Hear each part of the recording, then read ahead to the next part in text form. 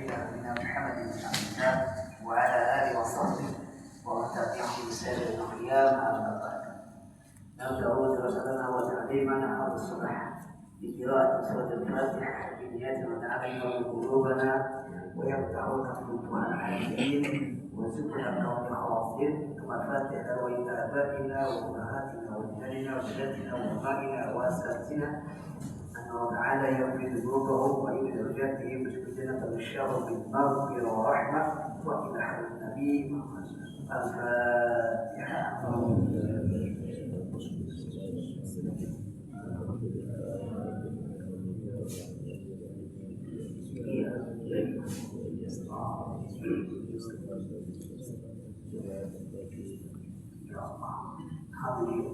Sehingga saya ini sedikit Quraisy atau Quraisy totalnya. Teman-teman yang pernah kaji Quraisy jauh lagi, tapi saya kira ada informasi terbaru kira-kira saya baca.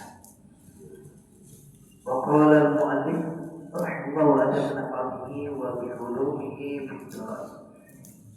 Surah Quraisy Makkiyah wa ayat 2 al-Baqarah. Ini surah namanya Quraisy. Kalau kita baca, ya, kata-kata Quraisy itu menarik. Itu kata Quraisy itu ada yang mengatakan berasal dari kata Qawsh. Qawsh itu artinya ini. Apa? Arti sekali. Bahasa Arab itu ada beda pendapat di antara ahli lughah bahasa Arab. Apakah bahasa itu berasal akar katanya itu masdar atau majzum?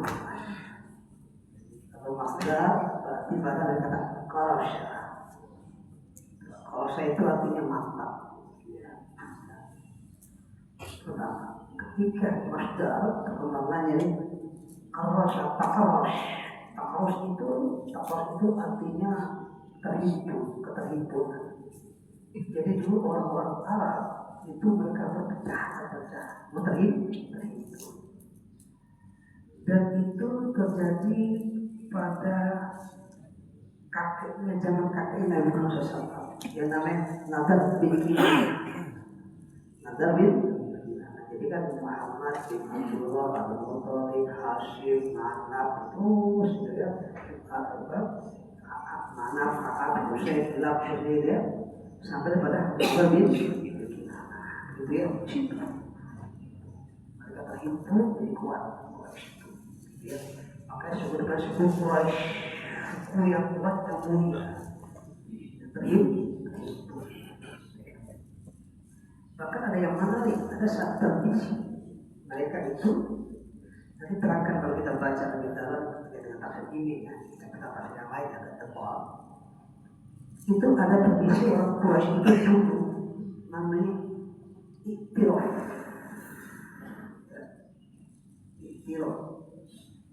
Itu artinya apa? Mereka itu kalau lapar itu membawa keluarga mereka ke satu tempat, kemudian mereka menyendiri, pasang tenda di situ, dan mereka nggak makan, sampai mereka meninggal, sampai jadi ada segitu. Nah, pada zamannya Hashim, kakek Rasulullah itu Hashim di mana maksudnya? Hashim di mana? Kakek Rasulullah. Ketika Bani Makhzum, masuk dalam Rasulullah ini terkenal apa? Maksudnya, masuk dalam Rasulullah. Apa Prancis kalah ini yang mereka Spanyol ya?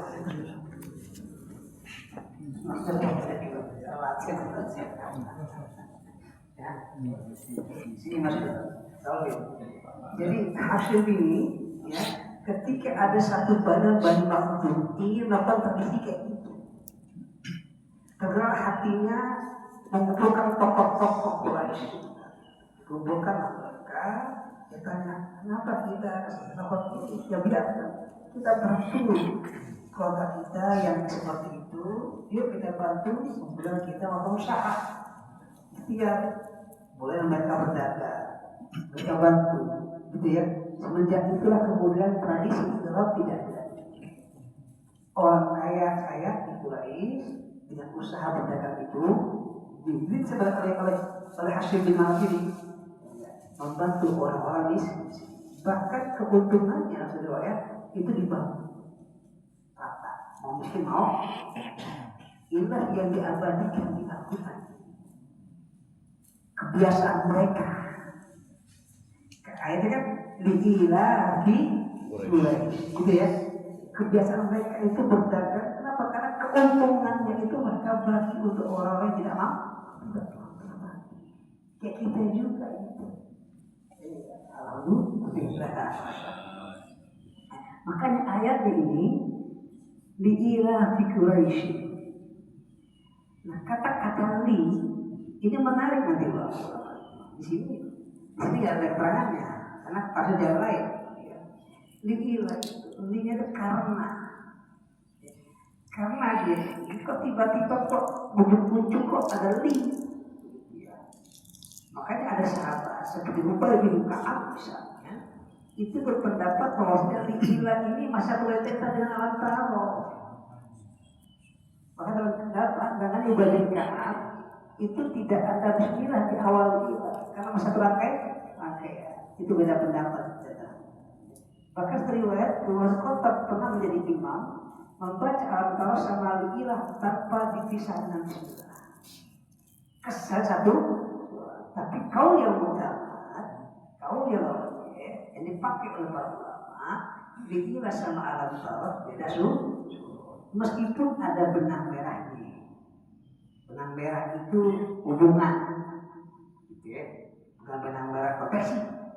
Itu bapak saya dulu benang merah, apa bapak saya konversi. Ada hubungan, ada korelasi. Apa korelasinya? Korelasinya jelas.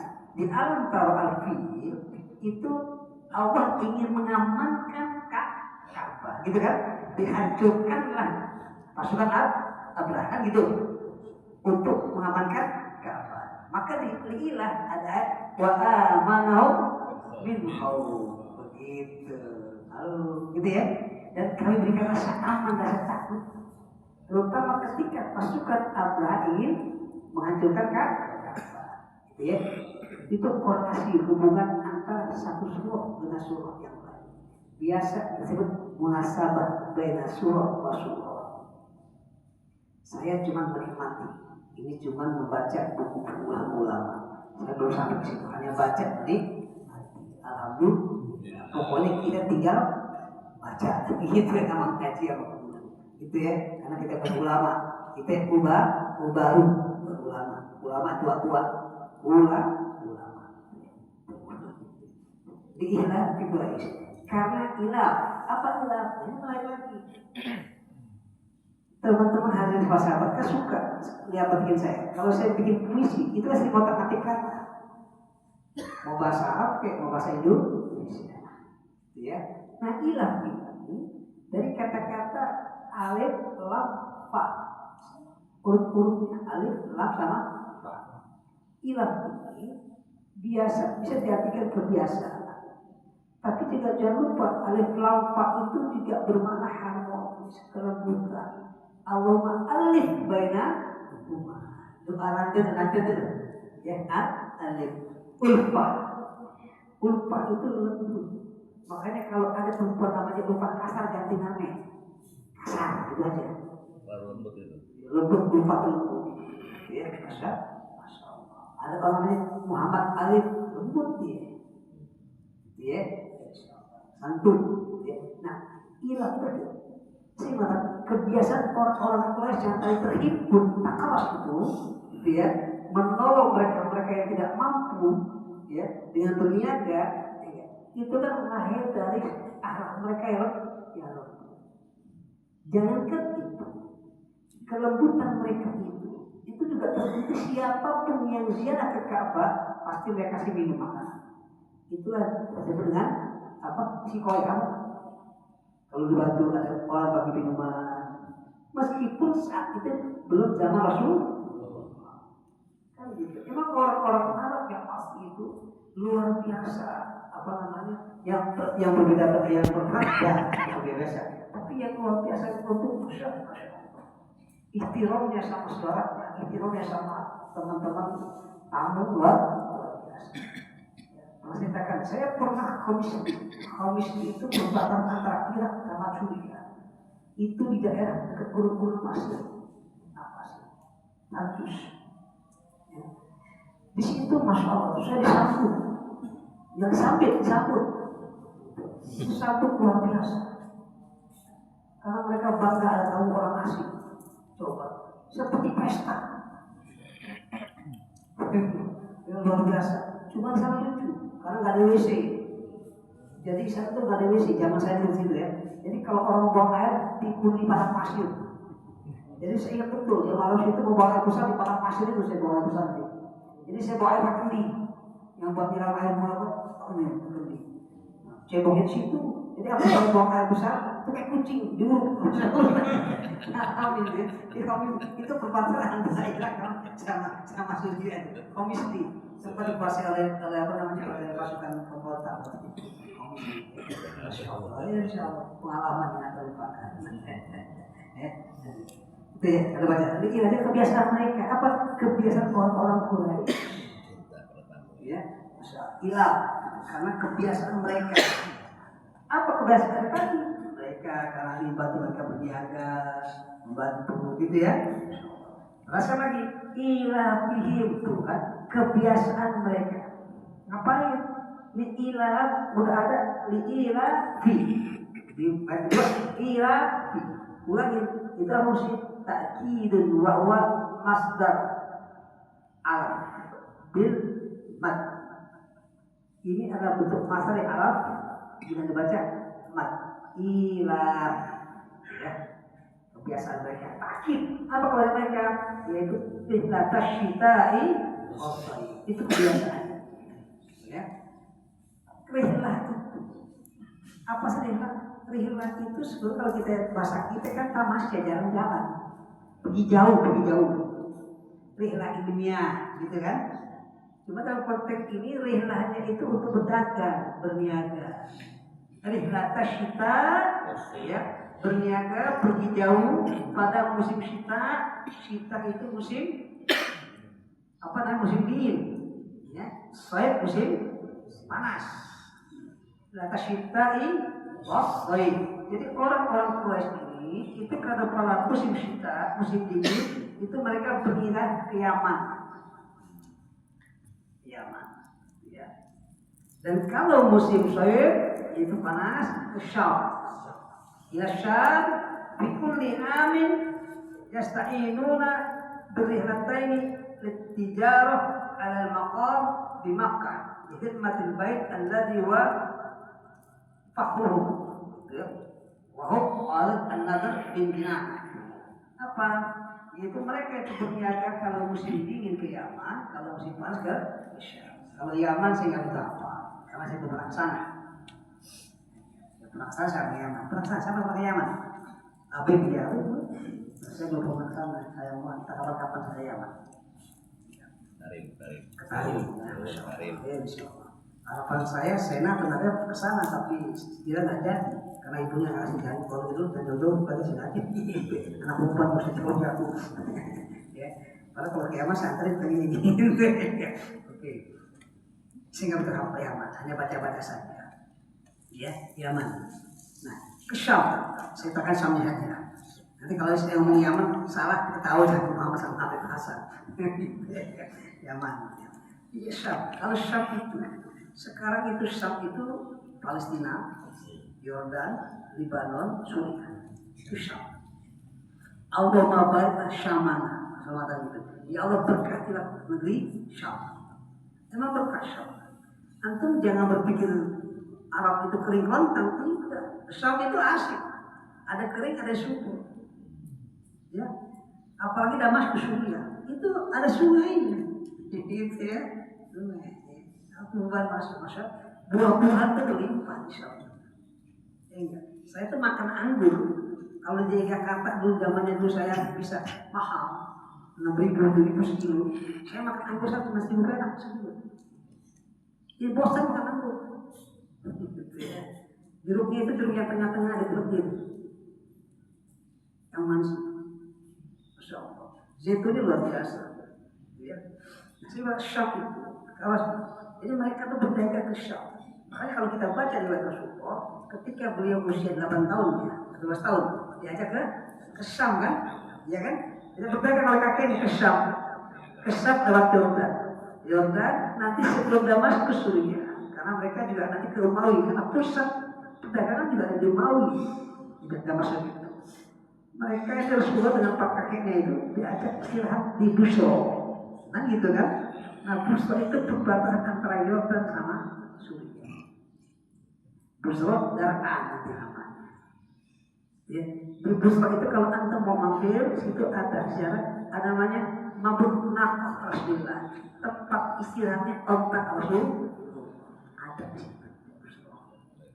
Mudah-mudahan pada sana. Tapi kalau ajak saya dan ongkosin, ongkosin, gitu. Islam, dan biasa kalau masalah Islam ya, ini dia, ya. Baik Islam saya bergerak Islam, ya, Masya Allah, berniaga. Makanya kalau kita belajar baca sejarah, maaf ini, ya rata-rata itu ulama-ulama, para sahabat itu kejar, pedagang. Imam Abu Hanifah itu pedagang, kaya, kejar. An-Nu'man bin Thabit itu tujar. Tapi tujarnya itu penuh barokah karena dari untung nggak banyak dan asik dia luar biasa. Itu baca kisah An-Nu'man bin Thabit ketika dia udah jadi ulama besar, dagang masih ngajar. Satu saat ketika dia pesan sama pembantunya, SPO, SPG, SPB, anak boy, gagal tuh, SPB, ya, sama pembantunya khadimnya, saya mau taklim, ajar, kamu jaga warung pokoknya, agak saya sampaikan. Berangkat ketika dia pulang aja, dia kaget, ada baju yang mahal itu laku. Dia tanya sama pelayannya itu, lo jual berapa? Harga sekian, kemahalan itu. Kalau kita, orang itu dikasih hadiah tuh pelayannya, enggak, kemahalan, enggak segitu harganya. Yang beli siapa tadi? Si Fulan. Alamat tadi, alamat dikejar sama Allah. Ketemu dikejar. Kata Fulan, ya Sayyidi, engkau belanja saya. Beli ini, betul. Itu kemahalan harganya. Pelayan saya terlalu tinggi ngasih harga. Ini kalau dari luar gitu dikurangi. Coba, itu perdagangan kan gitu. Kalau sini begitu, waduh, luar biasa itu. Punya toko begitu, pelayannya, gue demen sama lo. Besok begitu lagi, karena begitu. Tapi dia juga saking luar biasanya. Bicara itu, makanya berkah. Tujar. Masya tidak baca Nu'man bin Thabit. Tapi tidak sedikit para ulama kayak gitu. Guru-guru saya Fathul Islam, guru nahwu saya, ya itu kalau pagi buat sayuran ambil di Dimas, nanti ke pasar, kalau ngajar. Dan rata-rata kayak gitu, ada yang punya toko buku, ada yang jualan sayuran. Luar biasa, masya Allah, tujar ya. Sekarang bisa tujar, bisa muazzaf. Kalau saya nggak tujar, saya muazzaf. Saya nggak gitu ya. Karena saya jual nggak bisa, rugi dulu jualan, nggak pegang naginya. Jualan nggak bisa. Oke. Ilah Quraisy, ilah ya setiap tahun mereka apa? Mereka itu melakukan itu apa? Mereka itu Yasta'inuna bililatain, dengan rihlatain 2 kali itu untuk membantu apa? Dengan tujar mereka untuk membantu al-maqam di Makkah itu apa? Pelayanan kota Makkah. Jadi keuntungannya dibantu meskipun belum Islam saat itu dibantu. Nah, dengan kondisi seperti itu yang mereka itu berjalan, rihlah itu aman, damai, makan enak gitu. Allah katakan apa? Fa'ya'budu rabb hadzal. Kesannya tertangkap di sini. Kalian wahai orang-orang Quraisy itu bisa berniaga dengan aman, gitu ya, bahkan bisa makan. Itu karena ada Ka'bah. Karena Ka'bah inilah kalian seperti itu. Kami menjaga keamanan kalian karena ada Ka'bah. Tapi kalian lupa keamanan yang kalian nikmati. Kalian bisa makan, bisa berikan bantuan itu dengan apa? Dengan penjagaan, perlindungan, nikmat yang diberikan oleh pemilik Ka'bah. Kenapa kalian tidak bersyukur? Kalau syukurnya mengabdi beribadah sama pemilik Ka'bah. Kalau mengatakan falyabudu rabb hadzal, maka sembahlah pemilik Ka'bah. Karena mereka nyembahnya lain. Tuhan orang tua saat itu macam-macam. Ada yang patung, ada yang makanan. Roti, habis sembah dimakan. Tuhan dimakan bisa saat itu. Ini kan paling banyak ayatnya. Ini ya, ini nggak habis makan, ini nggak Tuhan. Ngapun makan. Jarang-jarang makan Tuhan. Ya. Makanya orang kafir, orang ini, Allah tandaskan, kenapa kalian tidak bersyukur? Nah syukurnya itu kalau maka sembah. Ya. Hadirin, pernah saya sampaikan sama antum, ketika kita bicara masalah syukur, ya, syukur itu kan kalau kita baca dalam kitab Al-Risalah Al-Qushairi, al-iqtirafu bini'amil mun'im ala wajhil hudud. Syukur itu ya ada pengakuan dari kita kepada zat pemberi nikmat. Pengakuan, tapi kita gunakan yang Allah berikan itu apa dalam ala wajhil hudud, dalam kata-kata begitu. Bersyukur. Sehat dipakai buat taat gitu. Punya duit begitu.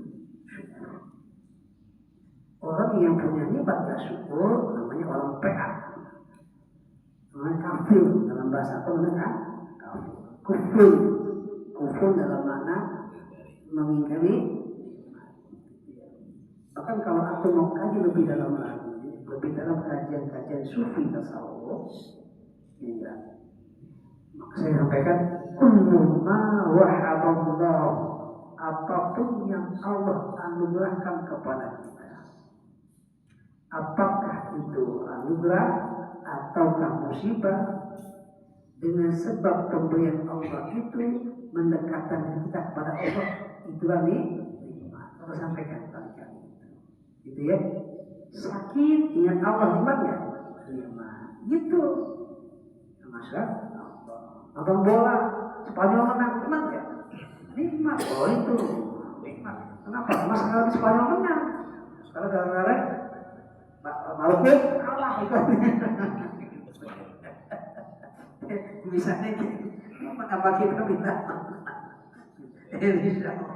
Gitu ya, Masya Allah itu menjadi apapun yang kita inginkan selama itu berada kita pada Allah nih. Jadi kalau sampaikan kepada diri kita pun begitu. Betapa sedikit kami nikmatin kami mustadrojin binikmati alaihi. Kami mustadrojin binikmati alaihi. Betapa banyak orang terkena istidrat dengan sebab yang Allah berikan anugerah itu. Banyak harta tapi naudzubillah ini. Coba ya, ada orang hartanya 74 kilogram emas. Coba bayang. Uangnya miliaran, ditaruh di dinding yang nggak kelihatan. Bongkar. Ya, terlepas ya orang yang udah belajar cara mendapatkannya. Makanya orang kalau bersyukur dari harta, orang kalau pengen bersyukur dari harta, itu dia kudu punya sifat qanaah dulu. Qanaah atas apa yang Allah berikan. Kalau ada qanaah, dia akan bersyukur. Qanaah itu nggak cukup. Kalau nggak cukup, jangan tamak. Tamak itu naudzubillah dari akan menghalalkan segala cara untuk mencari uang itu. Ya, naudzubillah ini jangan sampai kayak gitu ya. Kita orang baik, jangan itu. Naudzubillah ini. Ya, insya Allah saya akan ada lagi. Ya. Falyabudu. Kenapa? Karena ya'budu ini esensi daripada rasa syukur. Orang kata syukur kalau beribadah. Itu dikatakan oleh Imam An-Nawawi, inna min a'zamin nikmah atau min a'zamin rizki, nikmat yang paling luar biasa apa? At-taufiq li ta'atillahi azza wa jalla. Kita mudah beribadah kepada Allah. Sekarang gampang bro, alhamdulillah. Siapa nyangka Rabu subuh ngaji kayak gini? Luar biasa, walaupun ngantuk, maju dua bangun. Nikmat ini taufik. Kalau nggak taufik nggak ngaji. Maka saya mau ngomong ayat mas malam. Boleh jam berapa? Tanya dulu anak saya. Jam 2. Oh alhamdulillah. Oh, jam 4 repot urusan. Begitu. Ada godaannya. Ini jangan-jangan yang muda-muda atau bola kan begitu. Tapi Allah kuliah masya Allah. Ini taufik. Bisa ngaji kayak gini. Gimana nggak enak taufik ini luar biasa. Kita ngaji. Semalam subuh berjamaah. Dapat salat sunat fajar. Snack lagi dapat. Kalau saya sakit double kan. Nikmat lagi dong. Masya Allah. Ya bersyukur itu masya. Bilangnya anak bini kita yang gini-gini. Masya. Ya, falyabudu kata falyabudu bahdal bait aku pas. Falyabudu itu ta'alluq bihi li'ilah. Wal fa zaidah. Jadi maka hendaknya, maka harusnya kalian itu beribadah. Paknya zaidah. Artinya itu paknya nggak ada apa-apa. U'budu rabb hadhil bait. Ya. Kata-kata ibadah. Hadirin, Rasulullah ibadah. Ibadah itu dari kata ibadah dan juga ada ubudiyah. Ada ibadah, ada ubudiyah. Kalau ibadah itu kita melaksanakan perintah Allah. Kalau ubudiyah itu sifat kehambaan kita. Sifat kehambaan kita kepada Allah kita buktikan dengan ibadah. Gitu ya. Ubudiyah sama ibadah. Hebatnya kata-kata ibadah, ubudiyah atau abdul itu kalau kita buka kamus bahasa Arab yang suka apa namanya terkait dengan kosakata macam-macam itu ya, misalnya Arab misalnya atau makalis nubuhnya Al-Farisi misalnya, itu kalau kita rasa apa? Ada kitab-kitab yang lain yang mendukung kata kamus. Itu abdul itu pertama bisa bermakna panah. Abdul itu bisa bermakna wangi atau harum dan bisa bermakna hamba. Saya mencoba menjadi korelasinya. Jadi ketika kita sebagai abdul yang ibadah, kita seperti anak panah. Anak panah tergantung tuannya kan, mau kemanain aja. Ya enggak? Ketika orang mana, ini anak panah ini tergantung sesaran kemana terserah. Yang punya, yang megang panah. Nah kita seperti anak panah. Pemiliknya Allah Subhanahu wa Ta'ala. Gitu ya. Kita diarahkan, mau tergantung pemiliknya. Nah, karena kita diarahkan sebagai anak panah, kita harus bagi besar diri sebagai hambanya. Apa? Hambanya berarti mengikuti si pemberi panah tadi. Gitu loh. Ya, tak ikut apa yang dia minta, apa yang dia perintahkan, apa yang dia arahkan. Nah, kalau kita ikut seperti anak panah tadi, gitu ya. Kemudian apa namanya kita taat, kita berhamba dari abdul. Insya Allah kita akan abdul yang ketiga apa? Wangi. Gitu. Orang-orang yang taat akan Allah. Itu dikatakan dalam kitab. Apa kitabnya? Kitab yang kita baca di At-Taubah semalam. Apa dikatakan? Fayakunu bainan nasi kazzahratin nadrah thayyiban riqqan wa drawatun. Hamba-hamba Allah yang sholat, yang beribadah itu fayakunu bainan nas, itu kalau hidup tengah manusia fayakunu bainan kazzahratin nadrah, bahkan bunga yang harus merubah gitu. Halo, gitu ya. Jadi orang yang ibadah, arti ibadah bukan hanya ibadah individual. Ibadah itu teraktualisasikan, terimplementasikan dalam bermasyarakat, gitu loh maksudnya, ya. Masyarakat. Nah, karena dia hubungannya baik sama Allah, kemudian nilai ibadah masa juga baik, itu kazzahratin nadrah, bahkan bunga yang halus. adalah Abdul, hamba. Gitu. Gitu ya. Asik ya? Gitu. Cuma kadang-kadang kita nggak begitu. Kadang-kadang wangi asik, kadang wangi nyong-nyong.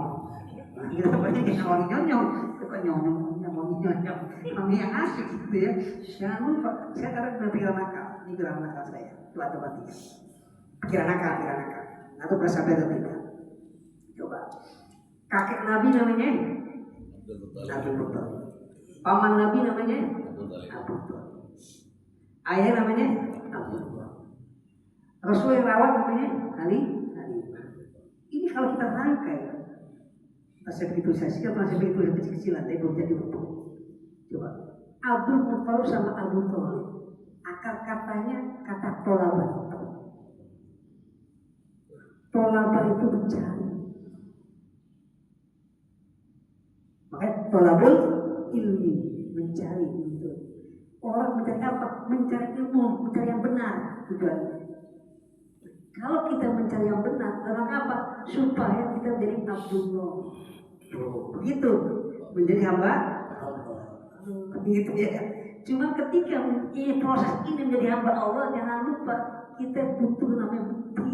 Ibaratnya butuh namanya halimah, kesantunan, kelembutan, dan sa'diyah. Bukan namanya halimatus sa'diyah gitu ya, santunan, kelembutan dan sa'diyah, membahagiakan diri sendiri orang lain. Kalau itu saya lakukan, insya Allah kita paham menjadi hamba Allah terpuji. Itu benang merahnya begitu. Ini namanya pikiran kotak-atik batu. Misalnya sengaja ya, alhamdulillah bahasa gitu. Insya Allah. Kalau kemarin saya bikin puisi kan tahalli sama tahalli. Di komen sama Kiai Abdullah Khalil, pengasuh pesantren Anyar Jombang. Ya Rusti, kalau pajangan dikit aja katanya, itu lebih menarik. Jawab, ngapunten Kiai, tapi ngomong ngapunten, saya kotak-atik dapat, cuma belum selesai. Saya mau panjangin, saya ingin tambahin tahalli sama tajallinya sekalian. Saya mau beliau, insya Allah. Ya, asik. Kalau kita sering kotak-atik kata asik gimana? Ya, saya bikin penyala sama penyuluh. Hari ini mesti penyala sama penyuluh. Ya, lawan sama kawan. Kan beda kak sama lawan. Kawan dan lawan. Insya Allah. Kawin sama kawan. Kawin sama kawan. Gitu. Nah ini kalau robat itu ibadah. Robat apa robat? Robat itu kalau perlu saya terangkan ketika kita ngaji tasawuf, robat itu bisa memelihara, pemilik, ya robat. Makanya robat alamin pemilik alam, robat alamin pemelihara alam. Konteks ini Tuhan pemilik Ka'bah, gitu ya. Robat. Dan jangan lupa, robat itu dari tarbiyah, robat yurobi tarbiyah. Makanya robat juga itu dia berarti pendidik. Ma'arab tu Rabbi, ya. Laulah Rabbi, ma'arab tu Rabbi. Laulah Rabbi, kalau tidak ada yang mendidik aku, guru aku, Rabbi, dan Rabbi juga, maka aku tidak tahu Tuhan. Laulah Rabbi, ma'arab tu Rabbi. Oke, hadal bait, inilah pemilik rumah, ya. Bait. Sehingga terangkan mana bait. Bait itu secara bahasa badai, menetap itu bait. Alladzi yang at'amahu, memberikan kepada kalian makanan, kepada mereka makan, minju dari lapar, dari rasa lapar, wa amanahu, dan mengamankan mereka dari rasa takut. Hadirin, ini adalah al-Nabi Ibrahim Allah surah Baqarah ya. Rabbin al-hada balan amina, ya kan? Warzuqhum minas samarat, gitu kan? Ya Allah, jadikan negeri ini negeri yang balad amin, negeri yang dan berikan kepada mereka buah-buahan. Doa Nabi Ibrahim. Allah tandaskan, kami berikan kepada amahu, kami berikan kepada makan, minju, sehingga dari rasa lapar. Ya. Wa amanahu, dan mengamankan kalian dari rasa aman dan rasa takut. Nanti pendekatan mufassir yang sekarang yang apa namanya masalah itu mengkaitkan ini dua strategi besar dalam membangun komunitas, dalam membangun masyarakat, dalam membangun bangsa. Bangsa itu akan stabil, itu kalau begitu kajiannya. Bangsa itu akan stabil kalau ada dua ini. Amominju itu menggambarkan stabilitas ekonomi. Wa amanahul khawf, stabilitas keamanan. Nah, itu zaman Soeharto dulu. Iya, itu kan stabilitas ekonomi dan negara akan aman kalau dua itu. Kalau nggak dua ini akan kacau. Tragedi demonstrasi 98 meskipun saya di sini itu karena apa? Tidak aman. Kan gitu. Orang itu akan aman, orang itu kenyang, hidup aman, selesai dia. Nggak akan neko, Tapi kalau nggak abal, wah neko. Masuk, maka dan itu dijaga di dalam kita. Makanya rumah tangga pun akan aman kalau stabilitas ekonomi stabil. Nggak usah kaya-kaya amat. Banyak harta. Manfaat ekonominya secukupnya tadi. Yang kedua apa? Berikan rasa aman. Istri aman sama kita. Anak-anak aman sama kita. Itu masih baik. Ini sama bini bahagia minta ampun. Anak-anak tak betah. Enggak gitu. Itu bikin mereka rasa aman. Ketika kita hadir, mereka rasa aman. Maka kita pelajaran penting dari kata at'amahu, dan juga kata-kata at'amahu itu Allah yang kasih makan lo ya. Allah berikan makan lo ya. Kita emang ikhtiar. Kita ikhtiar, ada duit bisa, dapat duit. Dapat duit itu untuk makan. Belanja ke warung Padang, untuk makan juga. Bawa pulang jatuh ke nasi. Rawuran, jadi makan nggak? Nggak makan, Allah mau kasih makan. Kan begitu. Makanya ketika makan tuh baca alhamdulillah kenapa kita meyakini makan Allah yang asli. Betapa banyak orang-orang yang sudah sampai di bibir mulutnya nggak jadi makan. Banyak kejadian kayak gitu. Udah depan bibir nggak jadi makan. Kata Allah yang asli. Masya Allah, gitu ya. Kalau semuanya kembali pada Allah. Bukan berarti kita nggak penting, ya penting. Tapi kita sadari bahwa apapun yang kita dapatkan itu hanya Allah yang sehebat-hebat pun usaha kita, dengan kita tidak akan bisa menikmati kalau Allah belum ngasih. Allah malam menerima apa itu, walaupun terima. Udah asik nih, seperti minuman nggak jadi, bisa jadi. Masih pecah tumpah nggak jadi minum, bisa jadi kan? Kayak gitu, ya insya Allah. Makanya pentingnya rasa apa namanya? Allah itu sayang sama kita, dia berikan makanan, dia berikan rasa aman dan rasa takut. Orang kalau takut itu urusan. Khauf. Di sini menggunakan kata khauf, bukan khosyah. Terangkan. Wa amanu min khauf, bukan wa amanu min khosyah. Khauf. Gitu ya. Khauf itu rasa takut yang apa namanya? Yang selalu kelihatan secara jelas. Ya. Takut binatang gitu ya. Tapi kalau khosyah itu rasa takut pada sesuatu yang tidak nampak, pada yang karena keagungannya. Kalau khosyah itu rasa takut yang muncul karena keagungannya, makanya khosyah. Dia takut pada Allah, kita khosyah, bukan khauf. Meskipun kadang-kadang para ulama menyamakan antara khauf sama khosyah. Tapi kalau kita mengisi Al-Quran kepada Allah itu khosyah. Radhiyallahu anhu berdoa dzalika liman khosyah. Bukan liman khafa.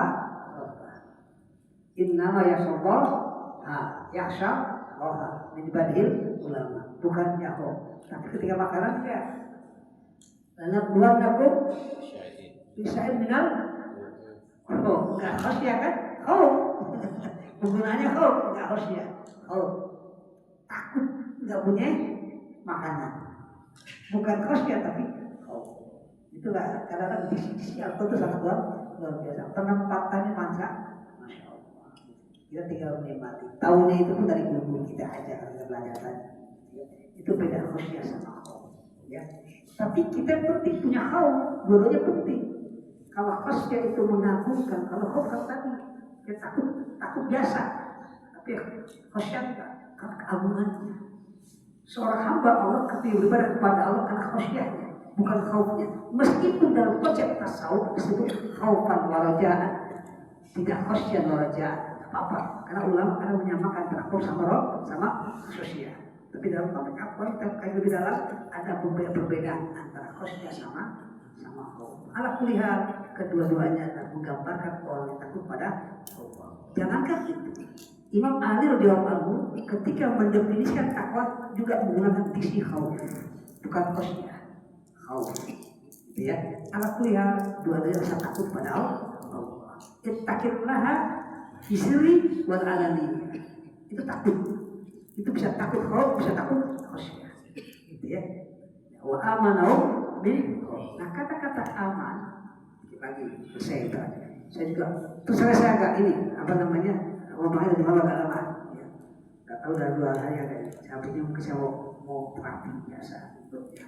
Saya kantor ini siap ya. Tapi masih nonton bola juga sama saya ini gitu ya. Karena pengen nonton aja. Oke. Wa amanau mau. Nah, kata aman teman-teman hajurullah jangan lupa aman alif bim sama nun itu nanti perkembangannya luar biasa. Bisa amin, bisa amin, bisa mukmin, bisa iman. Itu kajiannya.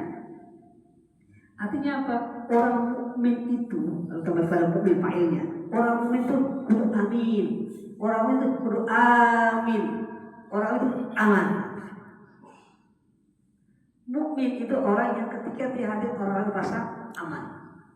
Mukmin adalah orang yang amin, orang yang percaya menjalankan amanah. Kalau ini bisa pakai akan aman, asal ada kenyamanan. Mukmin, amin, amin, aman. Nah, gitu ya. Terpercaya, amanah jalankan dengan baik, mengatakan rasa aman, orang tenang sama dia, tenang, nyaman, insya Allah akan aman. Masyarakat jadi aman. Itu alhamdulillah itu aja dulu biarnya sebelum salah suruh gitu. Ada pertanyaan? Kagak ada ya. Tahu? Sebelum pertanyaannya masih ingat. Tapi kita dulu. Saya udah berkali-kali pasti dia ini bersama siapa ya. Saya ingat.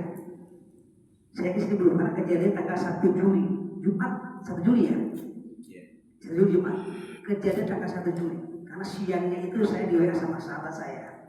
Ada kejadian di masjid itu imamnya lupa ruku, sujud. Saya sampaikan di Ratu Pak ya. Ini kan dulu tanggal 1 tidak boleh lagi. Imam lupa ruku. Teman-teman gini, hati-hati. Sholat Jumat ya, sholat Jumat. Sholat Jumat itu dikatakan seseorang mendapatkan sholat Jumat apabila mendapatkan 1 rakaat bersama imam. Itu patokannya. Saya ulangi, seseorang dikatakan mendapatkan sholat Jumat apabila mendapatkan 1 rakaat bersama imam. Kalau nggak mendapatkan 1 rakaat bersama imam, dia tetap ikut imam, tapi kerjanya jauh. Gitu. Oke?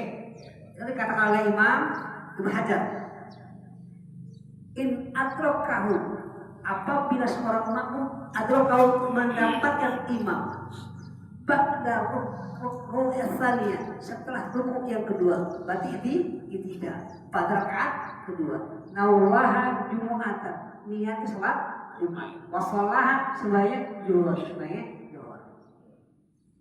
Gitu ya, karena kagak dapat 1 rakaat. Paham nggak yang ini? Udah ya, paham ya? Jadi ketika antum datang, imam besok final bisa di hari Jumat jam 7. Saking yang nonton bola, pas antum masih sholat Jumat, imam sudah tahiyat akhir misalnya, atau imam sudah sujud akhir. Sampai sana imam tahiyat akhir, ikut kita. Niatnya sholat Jumat. Nawah Jumatan. Pas imam salam kita bangun, kerjakan 4 rakaat. Bukan 2. Itu ya. Itulah ibadah yang aneh. Niat sama perbuatan kagak sama. Itu situ nih. Ya. Nah itu. Kenapa? Karena ikut imam Jumatnya, tapi niatnya Jumat tapi sholatnya oke. Ya. Nah, kalau imamnya lupa ruku, Nah kebetulan kemarin saya ngajar tempat itu. Saya tanya, imam itu kalau punya rakaat berapa? Rakaat kedua aman, rakaat kedua. Artinya makmum dapat rakaat 1 rakaat aman. Bukan begitu kiai masalahnya. Yang kita satu dua aman, yang belakang berantakan begitu. Nah, yang berantakan itu ya ada. Kalau nggak mau ya ada sholat zuhur. Nah sekarang gimana? Ya gimana ya? Makanya belajar itu penting akhirnya. Gitu ya.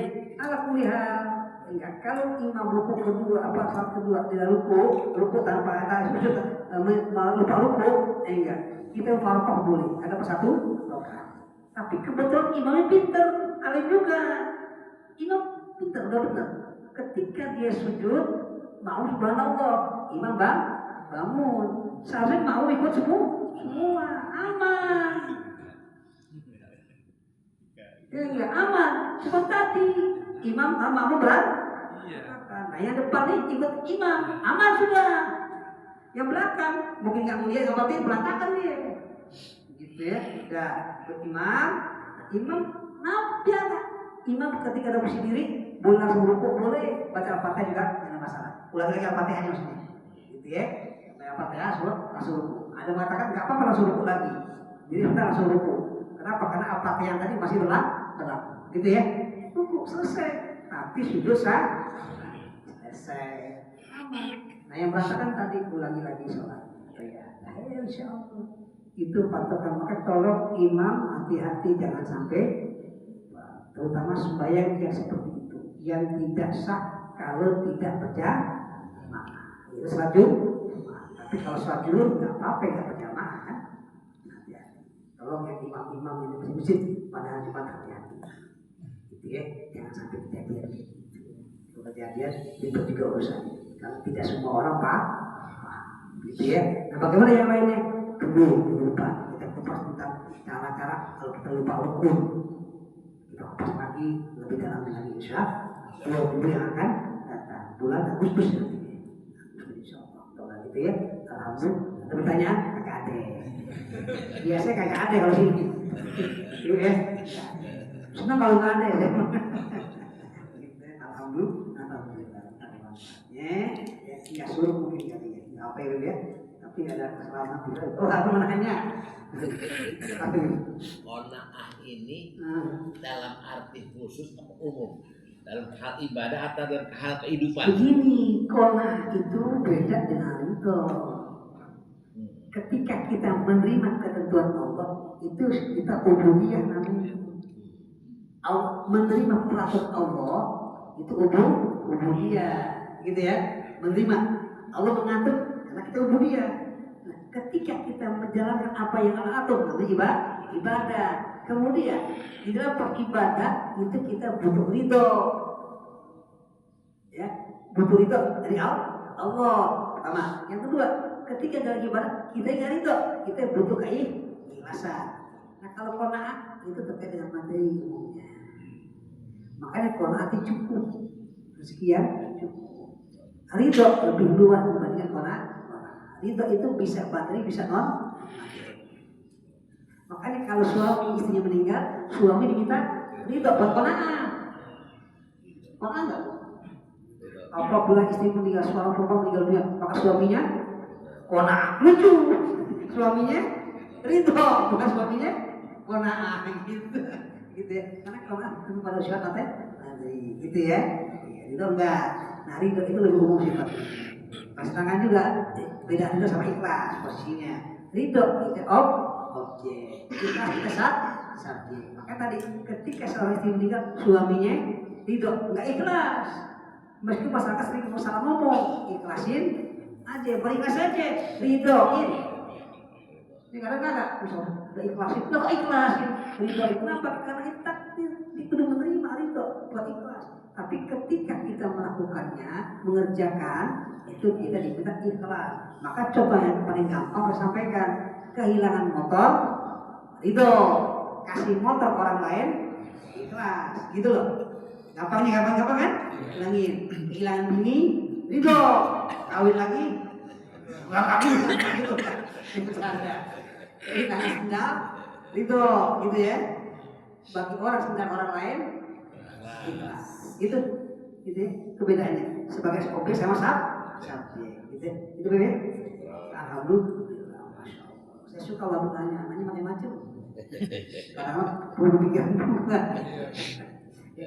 Tutup baca salat itu betul sama terhadap fatihah nasihat istiqomah waktu di ikan ya fatihah.